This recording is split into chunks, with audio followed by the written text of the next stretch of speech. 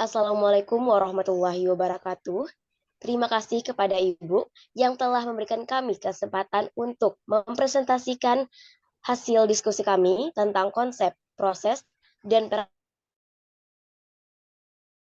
dan kependidikan. Di mana kami dari anggota kelompok 5 yang beranggotakan Kanza, Agung Tierdi, dan saya sendiri Rabali Mewanis. Untuk pengertian dari administrasi sendiri, maaf untuk konsep konsep administrasi.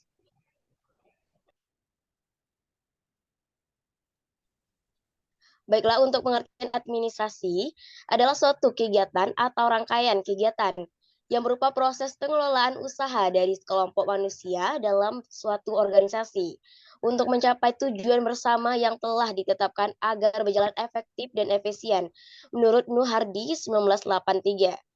Administrasi pendidikan adalah proses atau pengarahan dan pengintegrasian segala sesuatu atau potensi dalam suatu aktivitas kelembagaan, baik personal, spiritual, dan material yang bersangkutan dengan pencapaian tujuan pendidikan, menurut Talaga 2009.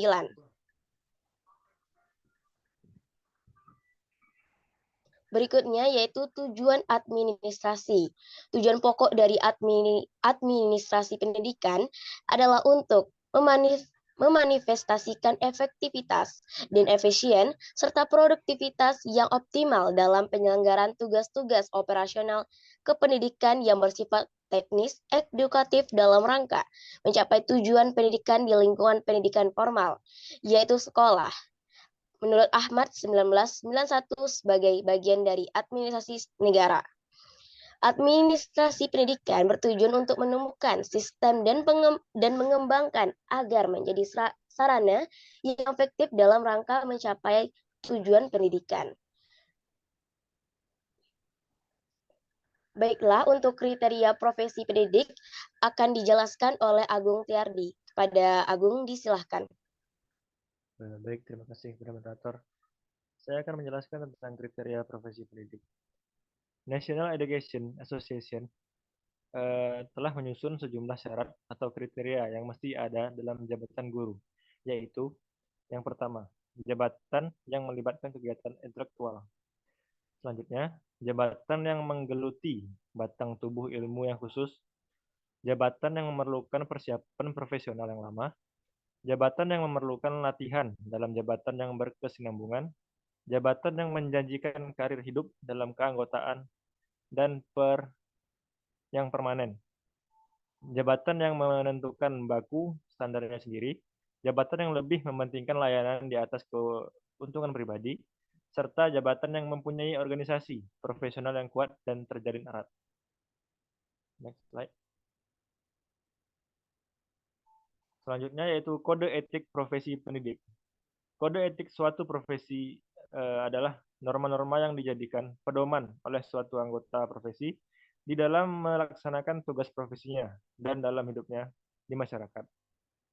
Norma-norma tersebut berisi petunjuk bagi para anggota profesi tentang bagaimana mereka melaksanakan profesinya dan larangan-larangan, yaitu ketentuan-ketentuan tentang apa yang tidak boleh diperbuat atau dilaksanakan oleh mereka.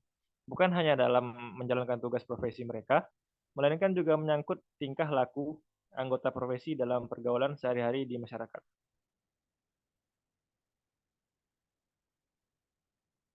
Masih lanjut.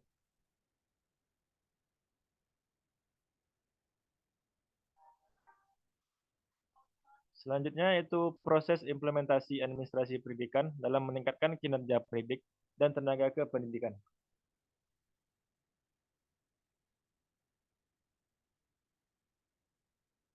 Untuk tahap pertama yaitu tahap perencanaan. Pada tahap ini dibagi menjadi dua bagian, yaitu yang pertama mengidentifikasi masalah.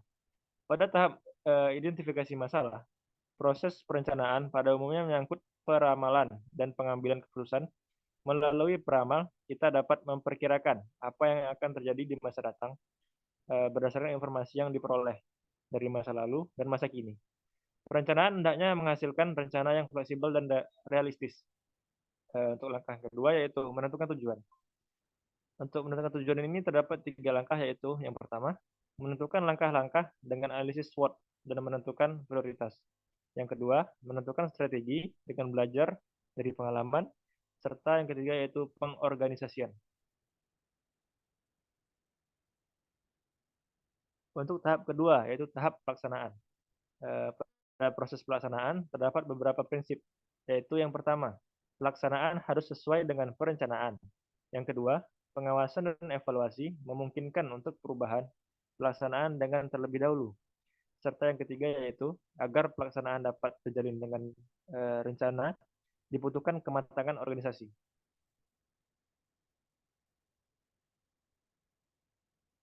Dan tahap terakhir yaitu tahap evaluasi. Adapun tahapan dalam proses evaluasi yaitu yang pertama, mengumpulkan data tentang keberhasilan dari capaian tujuan. Yang kedua, membandingkan capaian yang tercapai dengan capaian yang direncanakan. Yang ketiga, menganalisis hasil perbandingan. Dan yang keempat, hasil analisis digunakan untuk rekomendasi perencanaan selanjutnya. Baik, sekian materi yang dapat saya sampaikan. Dikembalikan kepada moderator. Baik, untuk materi selanjutnya yaitu tentang peran guru dalam administrasi pendidikan dan tenaga kependidikan yang akan disampaikan oleh Kanza. Kepada Kanza, disilahkan. Terima kasih kepada moderator yang telah memberikan kesempatan kepada saya untuk melanjutkan materi selanjutnya. Nah, yaitu tentang peranan guru. Peranan guru dalam administrasi pendidikan dan tenaga kependidikan yaitu yang pertama membuat buku induk pegawai. Yang kedua mempersiapkan usul kenaikan pangkat pegawai negeri, prajabatan, kerpek, cuti dengan pegawai dan lain-lain. Yang ketiga membuat inventarisasi semua file kepegawaian baik kepada sekolah, guru maupun tata administrasi. Yang keempat membuat laporan rutin kepegawaian harian, mingguan, bulanan, dan tahunan. Yang kelima, membuat laporan data sekolah dan pegawai. Yang keenam, mencatat tenaga kependidikan yang akan mengikuti pendaftaran.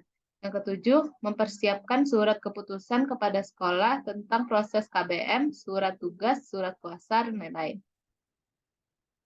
Ini itu yang dapat saya sampaikan. Saya kembalikan kepada moderator.